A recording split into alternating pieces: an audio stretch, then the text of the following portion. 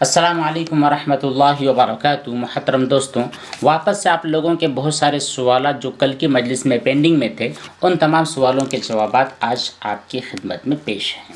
सबसे पहले अनवर साहब ने एक सवाल पेश किया है। कहते हैं कि मुफ्ती साहब, अगर पानी की मकदार ज़्यादा है, पानी हमारे पास जो बाल्टी वगैरह है उसमें पानी की मकदार ज़्यादा है, नापाकी या फिर पेशाब की नमी वाले कपड़ों से, तो क्या वो पाक होगा? यानी वो पानी, देखिए भाई, आपका जो पानी होता है ना, बाल्टी की कोई छोटा सा बर्तन जिसमें आप पानी डालते हैं, फिर उसमें नजासत और नापाकी की मकदारी छूट कम हो या ज़्यादा, दोनों सूरतों के अंदर वो पानी नापाक हो जाएगा। ठीक है, आप पाक करने जा रहे हैं ना, तो एक मरतबा आपने कपड़े को डाल दिया, निचोड़ लिया, वो पानी फेंक दीजिए।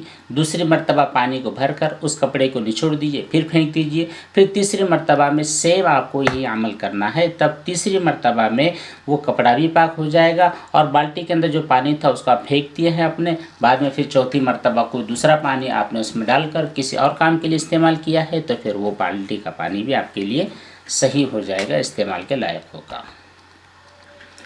इसराइल भाई का सवाल है। कहते हैं कि मुफ्ती साहब अस्सलाम वालेकुम। जी वालेकुम अस्सलाम। कहते हैं कि मुफ्ती साहब, कुरान करीम में है कि नबी करीम सल्लल्लाहु अलैहि वसल्लम हमारी तरह ही एक इंसान है, तो क्या कुरान और सुन्नत की रोशनी में हमारे और नबी सल्लल्लाहु अलैहि वसल्लम के दरमियान क्या फ़र्क है, प्लीज़ बतला दीजिए।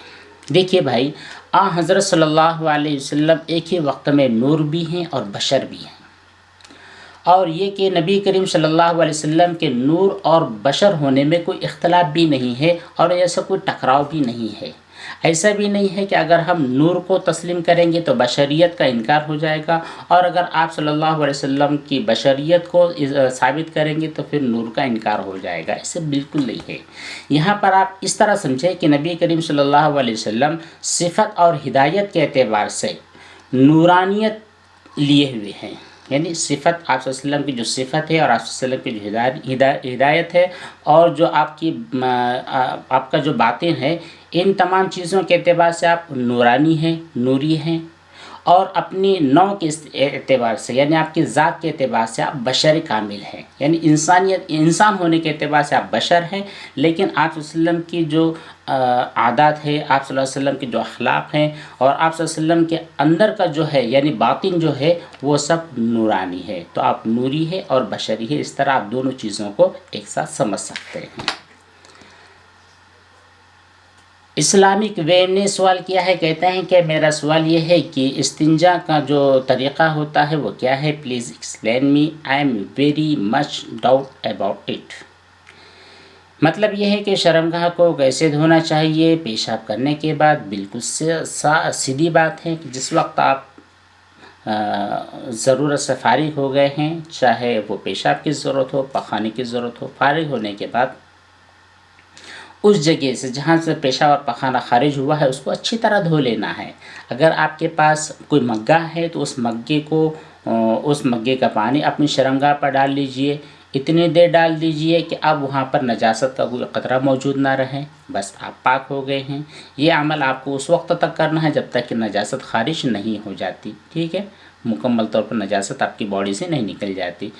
और अगर आपके पास कोई मग्गा नहीं है, हैंड शावर है जिसके अंदर प्रेशर भी होता है, तो अगर आप हैंड शावर का यूज़ कर रहे हैं तो अपनी शर्मगाह के ऊपर रखिए और उसको प्रेशर कीजिए, तो आपकी नजासत बॉडी से दूर हो जाएगी, आप पाक हो जाओगे। ये हो गया है आपका इस्तिंजा।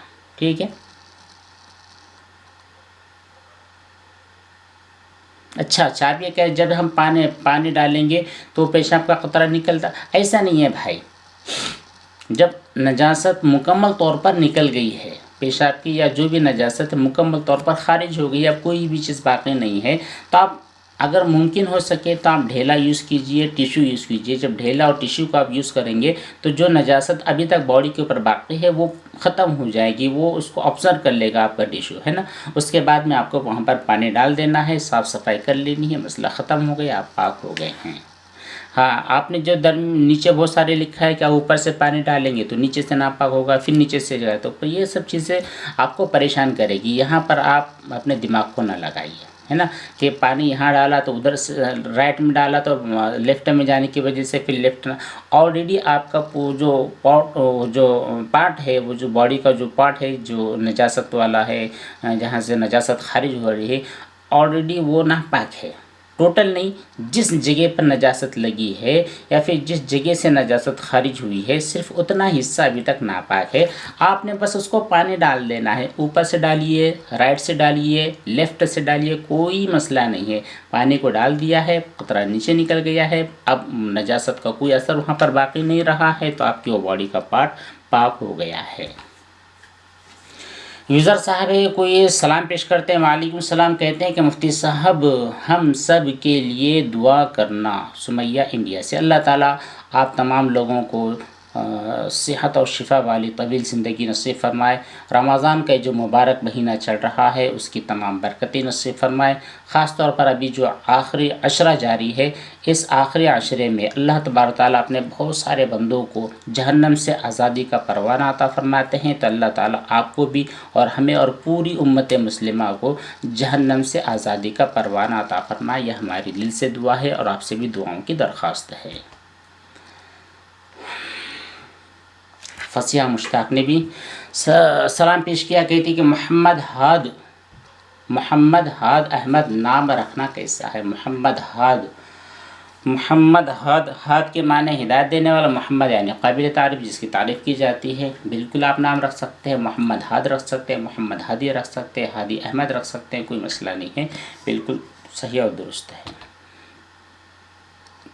एक साहब इन्होंने अपना नाम तहरीर नहीं किया है, लेकिन काफ़ी सवालात इनके हैं। सलाम पेश करने के बाद कहते हैं कि मुफ्ती साहब मेरे रहनुमाई कीजिए, मैंने पहले भी आपसे बहुत सारे सवालात किए हैं। मेरा नाम इदरीस, अच्छा इदरीस भाई, मुझको याद आ गया, इदरीस भाई है।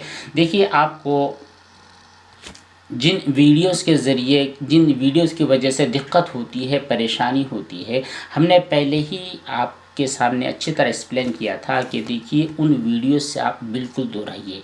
रमज़ान का ये मुबारक महीना है, इस मुबारक महीने में आप पक्की सच्ची कसम खा लीजिए कि उन वीडियोस के नज़दीक भी मुझको जाना नहीं है। और देखिए, अगर आप उसके जो ऐड वगैरह आते हैं आपके, ज़ाहिर सी बात है सोशल मीडिया हर एक बंदा यूज़ करता है, मैं यूज़ करता हूँ, आप भी यूज़ करते हैं, इस कायनात का एक एक बंदा उसको यूज़ करता है, उससे बचना पॉसिबल भी नहीं है। तो जो उसकी एड्स आती है आपके सामने, तो उनमें अगर ऐसी गंदी वाली ऐड आती है और आपने उसको सर्च किया है या फिर उसने आपको लाइक किया है, तो उस किस्म के वीडियोज़ आपके सामने लगातार आते चले जाएंगे। तो सेम इसी के मुखालिफ करते हुए अगर आपके सामने कोई अच्छे वीडियोज़ आते हैं या कोई टेक्निकल वीडियोज़ आते हैं जिनकी वजह से आप अपने कारोबार को वसी कर सकते हैं या फिर आप अपने कारोबार को बेहतर बना सकते हैं या फिर सोशल अच्छी ज़िंदगी गुजार सकते हैं, इस तरह की जो ऐड आती हैं या इस तरह की वीडियोज़ या शॉर्ट्स आते हैं, उनको अगर आपने लाइक किया है और अगर उनको पसंद किया है, उनको अच्छी तरह देखा है, तो उस तरह के अच्छे कंटेंट आपके सामने आएंगे। और जिन कंटेंट की वजह से आप परेशानी के शिकार हो चुके हैं, अगर आपने उनको फॉलो नहीं किया है, उनको नज़रअंदाज करते रहे हैं, उनको स्किप करते रहे हैं, तो थोड़ी देर के बाद, थोड़े दिनों के बाद वैसे कंटेंट आपके मोबाइल में आएंगे नहीं और कुछ दिनों के बाद इंशाल्लाह आप उनको भूल भी जाएंगे कि मैं किस चीज़ के अंदर फंसा हुआ था। खैर, हम दुआ करते हैं अल्लाह ताला आपकी मदद फरमाए। अच्छा, आपने आगे और लिखा है कि मुफ्ती साहब क्या नापाकी की हालत में कोई काम कर सकते हैं? मसलन खाना है, पीना, बिल्कुल कर सकते हैं। नजासत और नापाकी की हालत में आप तमाम काम कर सकते हैं। इस्लाम में इन तमाम चीज़ों का कोई गुनाह नहीं है। आगे एक साहब और कहते हैं कि मुफ्ती साहब मुझे कुछ मसले पूछने हैं। बिल्कुल पूछिए भाई। कहते हैं कि मुफ्ती साहब मैं नापाकी वीडियो बहुत दिनों से, मैं आपकी वीडियो बहुत दिनों से देखती हूँ। मुझे वहम की बीमारी है जो आपकी वीडियो की वजह से काफ़ी हद तक ठीक हो गई थी, लेकिन जब से मेरी बेटी हुई है मुझे फिर से उसके पेशाब वगैरह की वजह से वहम होने शुरू हो गए हैं। मैं उसको हर वक्त डायपर पहना कर रखती हूँ, मगर कभी अगर वो लीक हो जाती है तो मुझे बहुत डर लगता है। देखिए मेरे बहन, पहले आप बिल्कुल ठीक थी, लेकिन बेटी की पैदाइश के बाद जाहिर सी बात है बच्चे गंदगी करेंगी, बच्चे गंदगी नहीं करेंगे तो और कौन करेगा? पहली बात तो आप ये समझ लीजिए, बच्चे गंदगी करेंगे। आपकी बेटी है, अल्लाह ताला ने माशाल्लाह आपको तोहफ़ा अता फरमाया है, इसकी कदर आपको करनी है।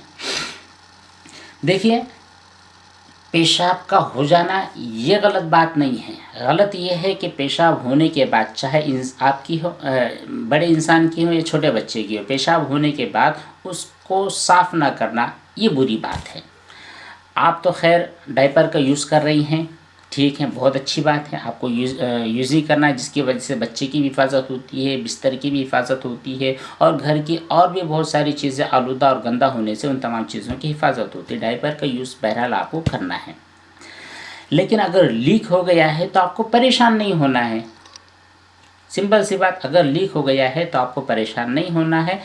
जहाँ पर उसके लीकेज की कुछ छींटे, लीकेज की वजह से कहीं अगर छींटे वगैरह आ गए तो उसकी सफाई का एहतमाम करना है, बस सिंपल सी चीज़ है। इसके अलावा आपको कोई भी थर्ड प्रोसेस नहीं अपनाना है। यानी फिर आप उसके बारे में सोचते बैठी हैं कि अब पता नहीं क्या होगा, अब मेरी नमाज कैसी होगी, अब मेरा पूरा बेड ही गंदा। नहीं, कुछ भी नहीं, कुछ भी गंदा और नापाक नहीं होगा, सिवाय उस जगह के जहाँ पर पेशाब का कतरा न गिरा। और मैं कहता हूँ आपको, अगर डायपर लीक हो गया है तो तकरीबन 80% वो जो पेशाब है या जो गंदगी है, 80% उस डायपर ने ऑब्ज़र्व कर लिया है, सिर्फ 20% और उसका कुछ कतरा बाहर निकलेगा।